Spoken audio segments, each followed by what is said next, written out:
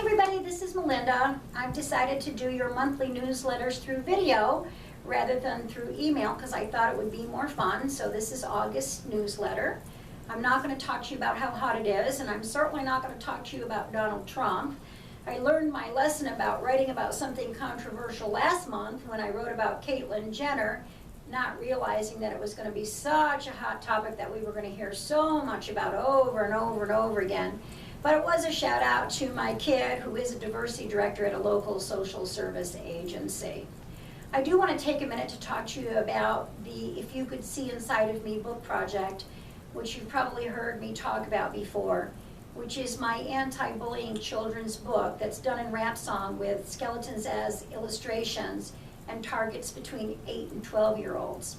I have created a nonprofit organization that will allow for the proceeds of this book to be filtered to schools here in Arizona that will allow them to buy art supplies or musical instruments or uniforms for sports. I'm hoping that you will join me as we announce when I'm going to do some book signings and when this book comes out so we can help our local schools. Things are much different in today's world with kids than they were when we were kids. And not only is this important as a message of anti-bullying, which my 6-year-old grandchild is already dealing with on playground, but also to help schools with some of the supplies they may not be able to manage in their budgets. I wrote this newsletter before Cecil the lion got killed, and I found it interesting that that happened after I wrote this because it does show how human beings hunt for sport, and that was part of what I discussed on this newsletter. So I'd like to share this with you, and it's Thoughts from Melinda, Talk Like a Human. I was thinking about writing about talking like a human and pointing out that our intelligence and our ability to choose beyond primal instinct should allow for us to treat our fellow human beings better, kinder, and with more respect. And for people not to be so quick to judge others, not to bully each other, and not hurt others either with words or deeds, which we're all guilty of.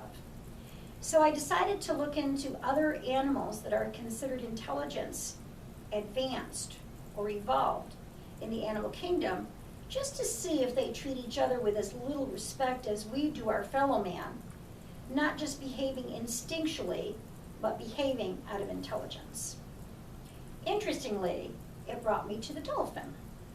Often considered a spiritual symbol, throughout history the dolphin has had different meanings attached to it, including peace and harmony, protection, playfulness and joy, resurrection, inner strength, and cooperation.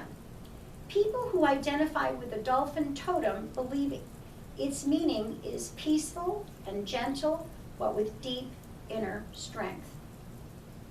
I began to research and found out that most people believe that because humans have the ability to communicate in a complex nature, that communication is what sets us apart in the evolutionary scale. However, cetaceans actually may have won over on humans as I did my research in the communication department. It was very interesting. In fact, dolphins' communication is so superior that it would be like a human being being able to talk to another human being in a holographic image. Additionally, dolphins are capable of conveying and receiving 20 times the amount of information that a man can with his hearing. Although these facts are interesting to me, there is still a controversy on whether dolphins are one step below human intelligence, equal in intelligence, or even one step above.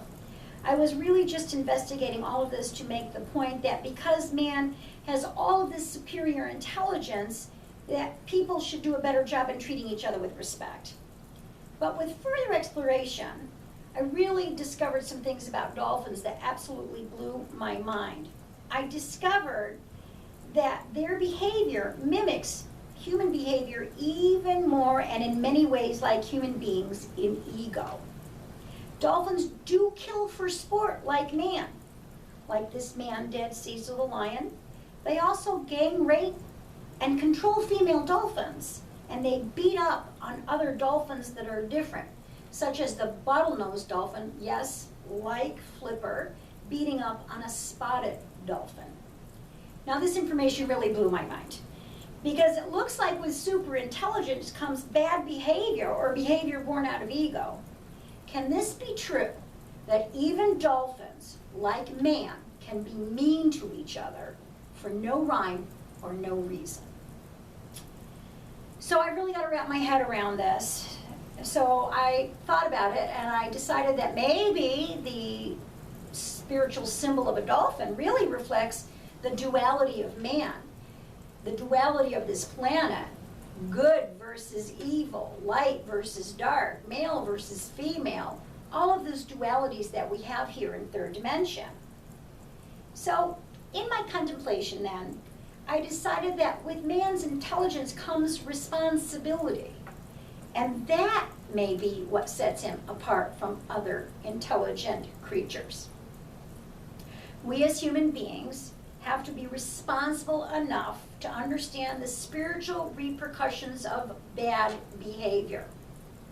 Spiritually speaking, our thoughts, emotions, and behaviors must be governed by this awareness of spirit. If dolphins have an awareness of spirit, I don't think we'll ever know.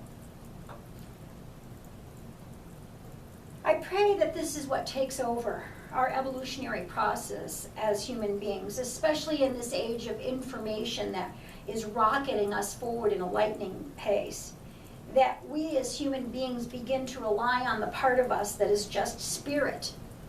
Spirit is all loving. It's never in judgment, yet it is discerning.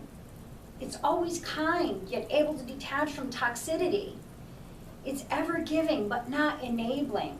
It is self-contained and yet unselfish. Now that's how to talk like a human. Thank you for paying attention to me today. I also want to share with you that we have some classes coming up, so please look at our website, melindavail.com. And also we are part of a Life After Life conference, which you can also look up on our website. And in addition, I think Kathleen, my publicist, has a few evenings with Melinda cooked up where you can come in and get readings. Thank you for spending this time with me today, and have a great month. I'll see you in September.